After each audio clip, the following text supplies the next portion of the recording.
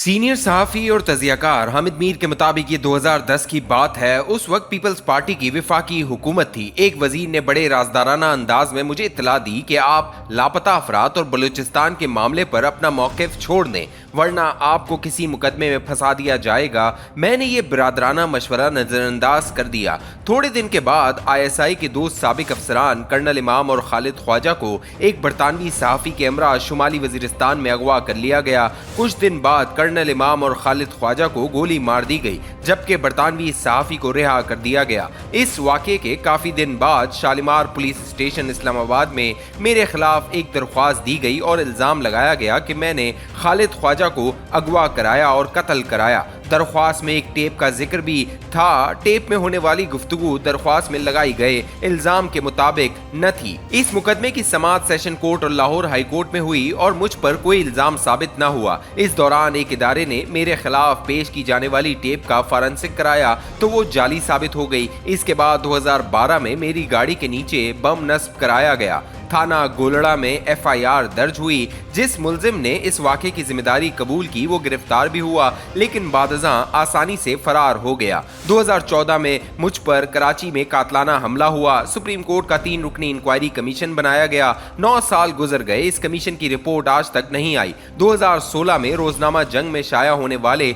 एक कॉलम की वजह से मुझ पर तौहीन रिसालत का इल्जाम लगाया गया। एक दफा फिर मैंने इस इल्जाम का अदालतों में सामना किया। मुल्क के जय्यत उलमा ने मेरे हक में फतवे दिए और अल्लाह ताला ने मुझे सरखरू कर दिया। 2017 में इस्लामाबाद हाई कोर्ट के जस्टिस मोहसिन अख्तर कियानी के हुक्म पर मेरे खिलाफ खालिद ख्वाजा के अगवा और कत्ल की बाकायदा FIR दर्ज करा दी गई। सितम ज़रीफ़ी देखिए कि कत्ल 2010 में शुमाली वजीरिस्तान में हुआ। FIR 2017 में थाना रमना इस्लामाबाद में दर्ज हुई। अप्रैल 2015 में लाहौर पुलिस के SP उमर विर्क हाफिज सनाउल्ला उर्फ कारी जर्रार को गिरफ्तार कर चुके थे, जिसने खालिद ख्वाजा और कर्नल इमाम के अगवा और कत्ल का एतराफ भी किया। बहरहाल FIR दर्ज होने के बाद मैंने जमानत कबल अज़ गिरफ्तारी हासिल की और थाना रमना जाकर शामिल तफ्तीश हो गया। मुस्लिम लीग नून के साबिक MNA जावेद इब्राहिम पराचा और सीनियर सहाफ़ी अब्दुल वदूद कुरैशी का अल्लाह भला करे, दोनों ने गवाही दी कि खालिद ख्वाजा अपनी मर्जी से शुमाली वजीरिस्तान गए, बल्कि पराचा साहब ने तो इन्हें रोका भी, लेकिन वो नहीं माने। रमना पुलिस ने मुदई को बयान के लिए बुलाया तो मुदई भी गायब हो गए और यूं मुकदमा खत्म हो गया। मई 2021 में मुझ पर पाबंदी लगा दी गई और जून 2021 में साबिक army chief general Aslam Baig की किताब इक्तदार की मजबूरियां शाया हुई, जिसमें उन्होंने इंकशाफ किया कि कर्नल इमाम दरअसल इनके कहने पर अफगान तालिबान और अमेरिका में मुज़ाकरात के लिए कोशा थे। जब जनरल बेग को पता चला कि कर्नल इमाम और खालिद ख्वाजा एक बरतानवी सहाफ़ी के साथ शुमाली वजीरिस्तान जा रहे हैं तो उन्होंने दोनों को वहां जाने से रोका, लेकिन वो बाज ना आए और अफसोसनाक मौत का शिकार हो गए। मैंने मुलाकात के लिए आने वाले मुस्लिम लीग नून और तहरीक इंसाफ के हामी साथियों से कहा कि आप जनरल बेग की ये किताब जरूर पढ़ें, क्योंकि उन्होंने सिर्फ मेरे खिलाफ झूठे इल्जामात की हकीकत बयान नहीं की, बल्कि शहीद मोहतरमा बेनज़ीर भुट्टो, नवाज शरीफ और डॉक्टर अब्दुल कदीर खान पर लगाए गए कई झूठे इल्जामात की भी कलई खोल दी है। जनरल बेग की किताब इक्तदार की मजबूरियां का सबक यह है कि सियासतदान और सहाफ़ी किसी खुफिया हाथ को खुश करने के लिए एक दूसरे के खिलाफ झूठ बोलना बंद कर दें। वो 2 दिन से बार बार मुलाकात के लिए वक्त मांग रहा था। मैं अपनी आदत के मुताबिक इसके टेक्स्ट मैसेजेस को नज़रअंदाज कर रहा था। बार बार के तल्ख तजर्बों ने ये सिखाया है कि जिन लोगों को आप ज़ाती तौर पर नहीं जानते, इनके साथ टेलीफोन पर गुफ्तगू से गुरेज बेहतर है, क्योंकि कुछ चालाक लोग तो आपकी हेलो हाय और सलाम दुआ को भी रिकॉर्ड करके आप ही के खिलाफ इस्तेमाल कर लेते हैं। कल सुबह दोबारा मैसेज आया कि मुझे आपसे कोई काम नहीं है, मैं आपको एक जरूरी बात बताना चाहता हूँ। मैंने इस मैसेज को भी नजरअंदाज कर दिया। फिर इसी नंबर से मुझे उर्दू में टाइप शुदा एक स्क्रिप्ट भेजा गया। ये स्क्रिप्ट मेरे बारे में था।